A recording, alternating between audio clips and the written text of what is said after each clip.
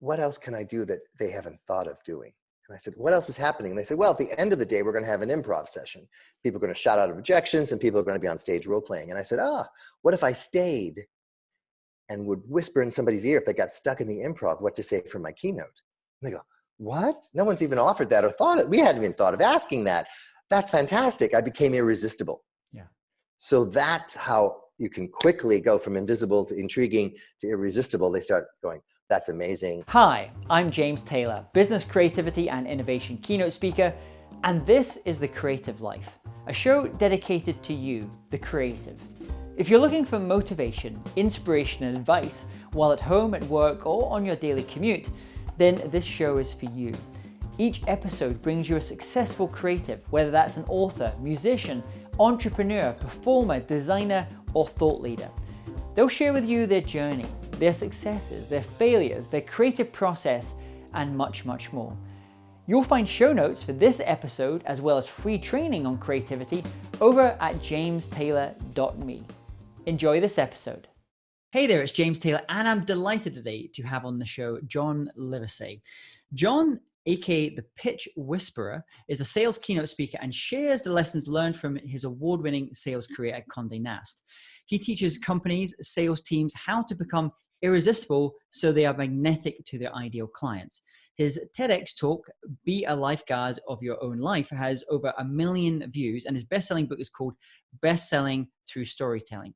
He is also the host of the successful Pitch podcast and has been interviewed by such luminaries as Larry King. So I'm a bit worried now. I'm not quite up to Larry King standards. But it's an absolute pleasure to have John with us today. So welcome, John. Thanks, James. It's a pleasure to be here, and no pressure at all. Larry was charming, and you're equally charming, so you're good. So share with us all what's happening in your world at the moment. What's got your focus at the moment? My main focus is giving keynote talks to companies who have a sales team where they have to compete against 2 other firms. So they call them bake-offs. The lawyers call them beauty contests. Some people call them shootouts. Architects call them interviews. But it's when it's down between you and 2 other firms. So you filled out a proposal and you're invited to come in for the hour. And they have annual meetings, and they typically bring me in to help them win more of those bake-off, shootouts, interviews, what have you, beauty contests. Because the old way was, well, if you're an architect, we'll just show you the design, and whoever has the best design gets hired. And more clients are saying, we're going to hire the people we like the most. And the industries are like, what are these soft skills? Storytelling, confidence, empathy. How do we do that? And so once I showed them that the problem they're having is, let's ask to go last of the 3, because whoever's last is memorable. And I said, but you can't control that. And they go, yeah. I said, but you can control telling the best story, and that will make you memorable even if you're first. So I just love being able to give this new tool to people, and they're winning more new clients because they're telling better stories. So sometimes we hear this word selling or sales. At first, I sometimes going to go a little bit, the Alec Baldwin, what was that great movie? Glengarry Glen Ross, always be selling, right. The Jack Lemmon character getting beaten down on the sales numbers. And obviously it's very 80s kind of style of thinking about things. So what is the role of sales? What does sales look like today for you with the kind of clients that you work with? Well, the old way of selling, as you described, is to push a bunch of information out and throw as much spaghetti against the wall and hope some of it sticks. The new way of selling is to become magnetic, as you described earlier, and pull people in. So it's a whole transition from pushing to pulling. And it looks like, as I mentioned, these big brands, everyone has to sell themselves all the time. And the old way of selling, as you said, was always be closing. Maslow has this great quote that if the only tool in your toolbox is a hammer, you tend to go around looking for nails to hit. Do you want to buy? Do you want to buy? Do you want to buy? And so I work with people on storytelling as a new tool in the toolbox. And instead of always be closing, I shift it to always be kind. ABC becomes ABK. So it starts with our self-talk. Because we can beat ourselves up, James, more than anybody else ever could. I'm not good enough. I'm never going to get this new client, all that negative self-talk. Then the way we talk to our coworkers. I need this by now, And then, of course, it becomes, how do we talk to the potential new clients? And if you have this mantra, and I tell people to put ABK on a Post-it note in your car, if you have road rage, by your phone, and it really helps that. So you start being more kind to yourself and the people you're interacting with. So it's the antithesis of the old way of doing it, of pushing, pulling people in with really compelling emotional stories that make people feel like they're in the story. Now, I want to really point out that the big thing here is when you tell a story, you are not the hero. Ah, so I like mean, really, you're in LA, which is the land of great storytellers, it and is. there was that book, and I'm trying to remember. It's called, I think it's called Story. It was Mm-hmm. taken from the Peter, work of originally of Joseph Campbell, and yes. you'll tell me who the name of the author. I can't remember the name of the author Peter now. Gruber, maybe? Maybe it was Peter Gruber, and they kind of talk about this hero's journey that we often see Mm-hmm. repeated time and time again. Yes. I remember watching a video of yours when you were giving a presentation. You see, what a lot of brands get wrong is they put themselves as the brand, as the hero of this story. So Correct. what should we be doing as the kind of the storytellers, as the advisors, as the person on the stage that's giving that information? Where should we be positioning ourselves in the story? Think of yourself like a Sherpa helping somebody climb Mount Everest. And without you, it's very frustrating. You might get lost, you might get hurt. With you, the journey is much faster because you've helped hundreds of people like the Sherpa has up the mountain.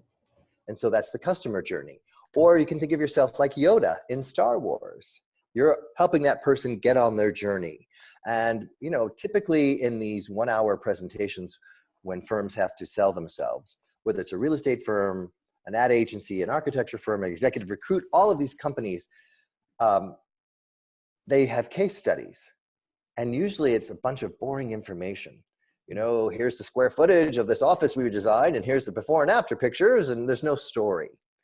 But if you tell the story of someone you helped, and the potential new client sees themselves in the story with you as the Sherpa or Yoda, then they want to go on that same journey that the client you helped went on. And I can give you an example to even bring it more to life if you're interested. Yeah, absolutely. So Gensler is one of the world's largest architecture firms. Actually, they're the largest. And I recently gave a keynote talk and workshop to them, and they had a big bake-off interview coming up to win the Pittsburgh airport renovation. And that was a $1 billion project, whoever won that. 1 hour, you know. So obviously they get to the finals, and they had a case study, and I said, but we need to turn it into a story. So I said, every good story has 4 elements, James. The exposition, where you paint the picture, who, what, where, when. Then you describe a problem, and then you describe a little bit of drama, hopefully, of overcoming that problem, so it doesn't seem like it was too easy. And then there's a solution. And then the secret sauce that most people forget is the resolution. What is life like after? So that case study suddenly sounds like 3 years ago, we helped JetBlue at JFK turn that airport into a selling mecca. The problem was, after we got the job, we had to rip up all the tiles in the floor at 9 o'clock at night and be done by 9 in the morning so all the stores could still open and not lose any revenue. We had all our vendors on call all night long in case something went wrong. And sure enough, a fuse blew at 2 in the morning. We called that vendor in, and they were there in 20 minutes. They fixed everything, and at 8:59 in the morning, the last tile went down, and the stores opened on time. Now, 2 years after the renovation, sales are up 15% in these retail stores because we've designed such an attractive place that people are spending more time shopping. How much more interesting does that sound than a one-page PDF case study? Or just describing, you know, the square footage and the before and after pictures without the drama. So you can see that story had an exposition. You knew exactly where it was, how long ago. The problem, you know, you're under a little bit of drama, you know. And so instead of just saying to somebody, we anticipate problems, you tell it, you show it in a story. Now, again, the hero in that story is JetBlue, because they now have a great terminal and they're getting more revenue, and there's a lot of other resolution things, like they got press in the New York Times and all that good stuff. So the solution obviously is they opened on time, but the resolution part is really people go, oh, and then your closing question simply becomes, does that sound like the kind of journey you'd like to go on? This is how we like to work with our clients. And they're on that journey. Yes, I saw myself in the story. I see what value you bring. It's pulling them in as opposed to pushing. And when you're brought into companies as a keynote speaker, often you're obviously brought in as it might be the sales kickoff for an event, for example, Mm-hmm. or some types of sales, obviously it's more sales focused. Mm-hmm. And I wonder, how do you win over those hard bitten? Because you're not just talking about this as a reporter, as a researcher. You've been a practitioner when top sales Yes. at Conde Nast. So, Yes. so I'm wondering, you've been in that chair, you've been in that audience where you can, Exactly. okay, it's kind of a little bit kind of sit back, okay, impress me, what's the Yes. latest fad? How do you win over some of those kind of hard bitten sales folks Well, out there? to your point, I talk about I've been in their shoes. I know what it's like to have a quota. I know what it's like to top yourself. I also know what it's like to get laid off and live with that fear and then get rehired and what I come back with no fear. And I realize that whoever tells the best story gets the sale. And if they're struggling with how I just had my best year, how am I going to top myself? The storytelling skills might be the secret sauce that they're not using. And when they hear examples of it, then the cynical people typically go from, this is just another boring sales keynote, to stories. That's the joy of great storytelling, is it pulls people in. So I give them stories of people who've used storytelling to help their career and other stories of lessons learned.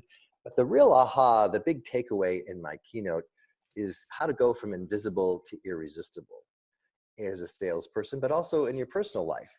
And I've created a ladder of the different rungs on the ladder. So at the bottom is invisible, and there's a lot of target accounts that people want, but they've never heard of you or your company. You're invisible. And same thing in the dating world, right? You go to a party, before you were married, you never had this problem because you're attractive, but you see somebody, they don't know you're in the room. Then you move up to insignificant. Back to the business analogy, you sell life insurance. That's insignificant to me. I'm not looking for it. In dating, I don't know what's worse, James, insignificant or invisible.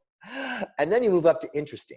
Maybe you say something that gets someone's attention. They're not going to buy from you and they're not going to go on a date with you yet, but they're at least interested. And this is where a lot of people in sales or new business pitches, business development, whatever you want to call yourself, struggle. I am stuck in interesting land. It's the friend zone at work. Yes. You can't get out of that. You're just having endless conversations. Nobody ever commits. Yeah. And so the next rung up is intriguing, where you say to somebody, if we were to go out, here's what it would look like on a date. The town car picks you up. We go to the Griffith Park Observatory and you start painting this picture. You can have future pacing there with the client. Yes, exactly. That what if concept. And people will literally lean in and say, oh, I'm intrigued. Tell me more. And then you've got them out of interesting. And then you get to the irresistible level. And that's, of course, in dating, they can't stop thinking about you and they're texting you all the time. And in business, these are your brand ambassadors. They love you. But a lot of people are ignoring them. And they're not asking for the referrals and the references, and they're not keeping them at the irresistible level. So just identifying where clients are and where they see you, and not jumping from invisible to irresistible. Like, you don't ask someone to marry you, and maybe you did on the first date. Most people don't. But yet in the business world, some people go, hi, nice to meet you. Do you want to hire me? And it's a bit creepy. So that awareness of, and then strategizing with the teams. Okay, we're stuck at interesting. What can we do to move up to intriguing? And then looking at the clients that are each rung completely revolutionizes the roadmap, combined with storytelling, and they become revenue rock stars. So some of your clients, they're obviously larger B2B companies. And then maybe like some of our clients are speakers. It might be the sales cycle is a little bit is shorter. It might be a week or a few weeks, but some of these big companies is B2B. And then if we go right back to obviously maybe some of our audiences listening or watching this just now, they're very much, many of them are maybe in that more B2C type of market where the sales cycle can be even shorter sometimes. And I think like the shortest sales cycle is almost that elevator pitch of going in there. And I don't know, maybe I always just feel that Americans are better at this, the elevator pitch.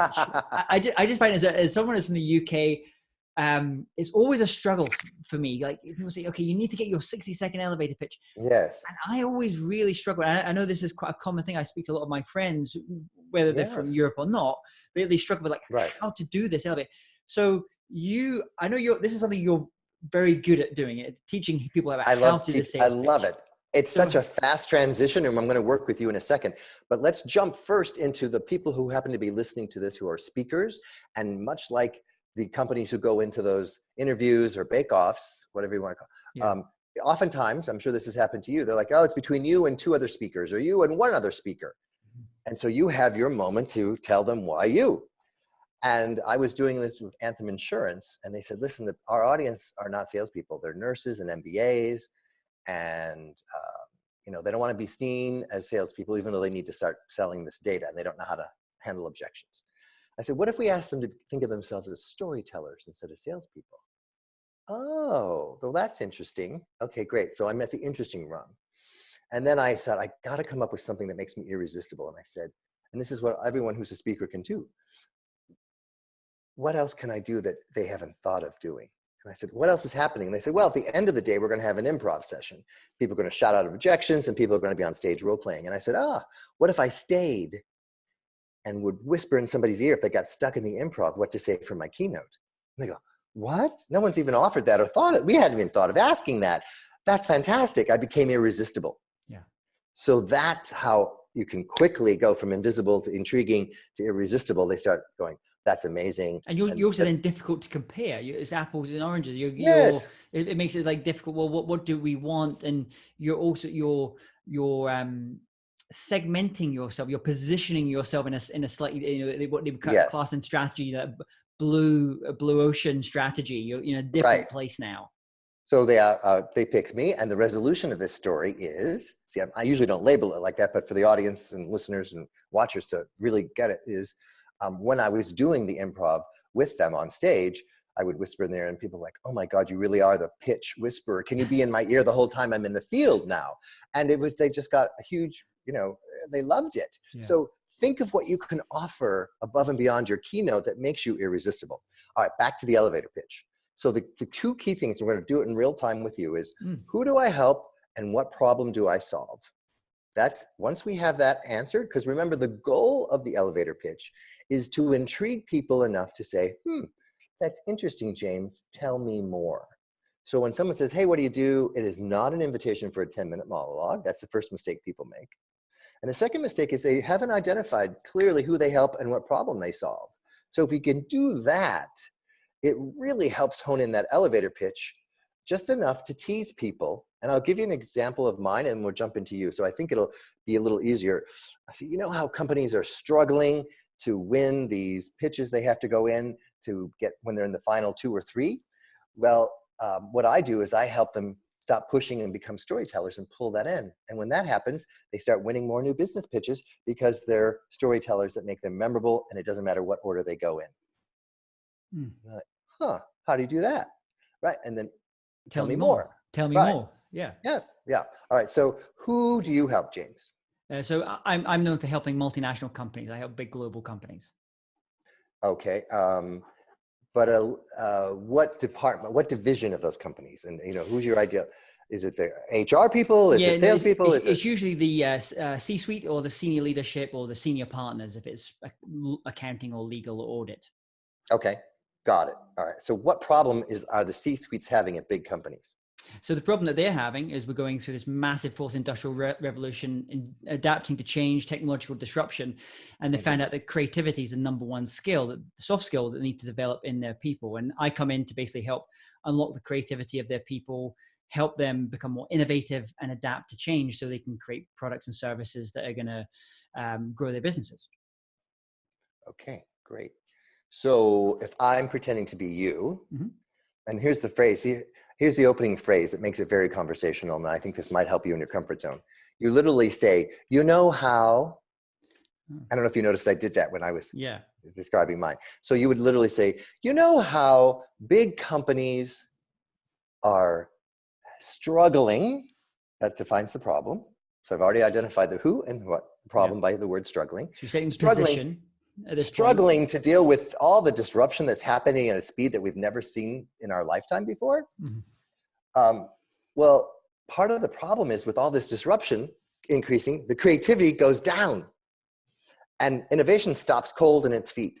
What I do is I come in and get creativity going at the same speed as the disruption. And when that happens, the businesses really have a competitive advantage, and they love working with me because they attract top talent, because everybody wants to work at a place that's known for their creativity, and then you drop in a client name, Okay. Apple or whoever you work with. So I think that interesting. So obviously the phrase I love. I think that's great because it's just very, it's very conversational. Mm-hmm. But I also love the bridge that you say, well, Right. part of the problem. So that's saying actually that the problem you think is a problem. So in my case, a lot of the audience think that the problem is really about technology and that is obviously part of the issue. But really, my take is it's a lack of creativity, and people's creativity has been suppressed for many years through no fault of their own, education, different things. And it's about unleashing that creative potential. So that, well, part of the problem is the bridge, and it allows you to kind of move off. And I think what's interesting about that model, the elevator pitch model, I almost think it's like, I think someone like Sally Hogshead talks about how to sell up, creating things on how to sell up. So even like the phrase, the way that structure that you just sold it, you said it there, is quite an easy way for someone to repeat and then sell up to it to someone else in their organization. Hey, I just met this, I was on the lift coming up from this event, and I met this guy was saying, and so you can see how it's quite easy. And if you get those little hooks within it as well, little memorable phrases to then make them remarkable and repeatable. Right. And one of the best things to do is give a visual.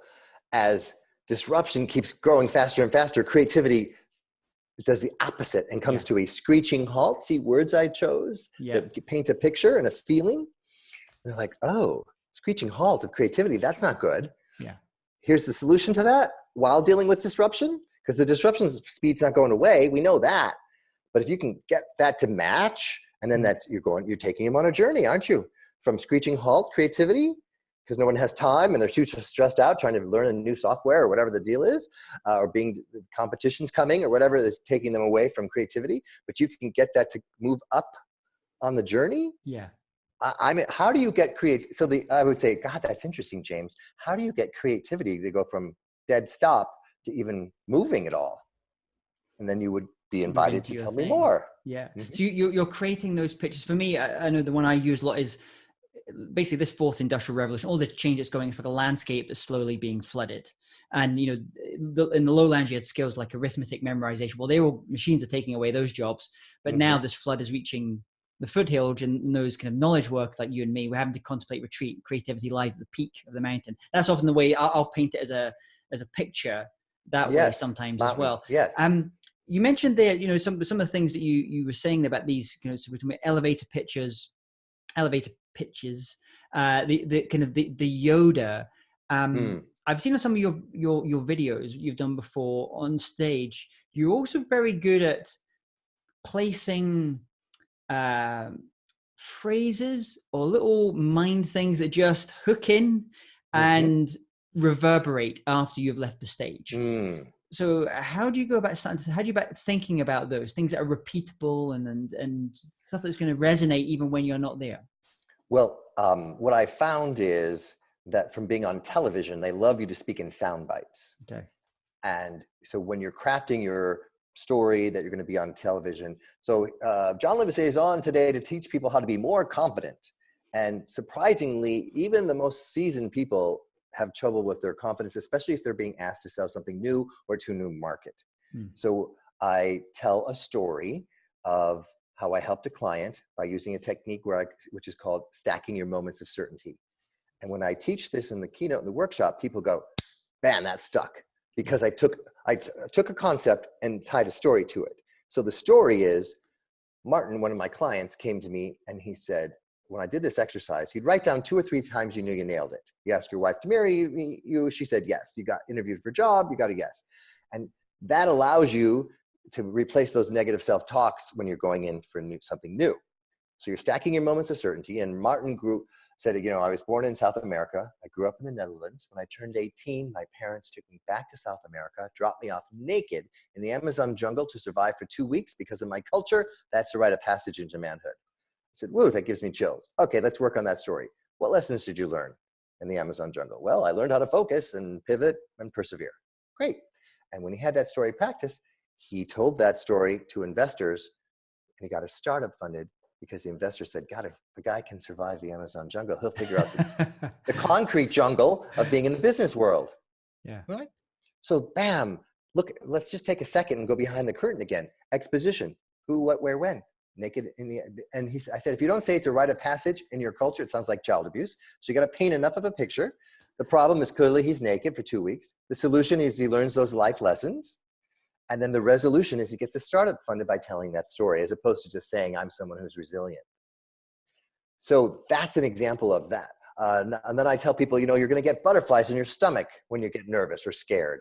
I did when the robotic cameras came at me when I was being interviewed on television. And 2 seconds later, I had to be relaxed, but you don't know your fight or flight response comes. Mm-hmm. There's no person behind them. They're on a track. John Livesay is here to talk about confidence. He just got scared to death. And I said, the goal is not to get rid of the butterflies in your stomach, but to get the butterflies to fly in formation. People love that as a soundbite on television and in the talk. Yeah. Because they go, oh, I can remember that. I can visualize that. These are visual memorization. I can get.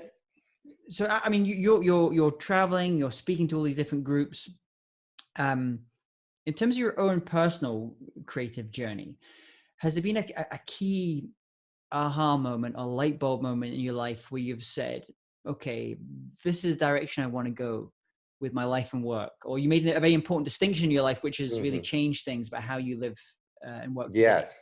I would say that after being laid off, after being at Conde Nast for 15 years, and talking about how our identity is not based on what we do for work, you had to really look at that in reality. And then reinventing myself, kind of like silent movie stars had to learn talkies. I had to learn to sell digital instead of just print ads.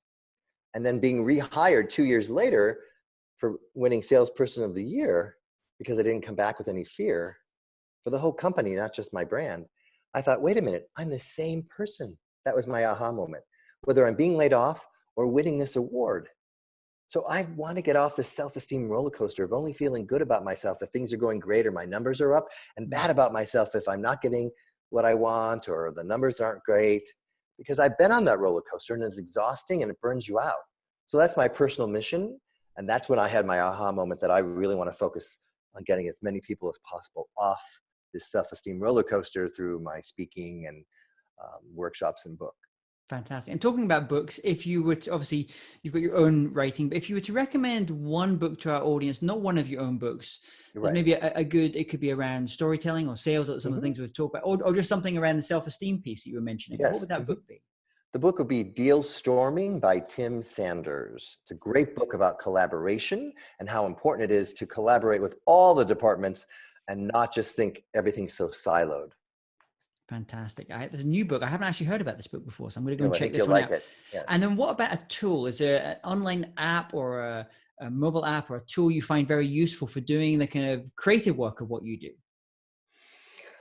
Well, there's all kinds of tools, for my podcasts, just keeping that and the dashboard. And I love having a dashboard so I can see where the podcasts are in production, they're still editing that and now it's done. So the company I work with, Podicize, has a great software tool that allows me to see where things are and move the order around if I need to and things like that.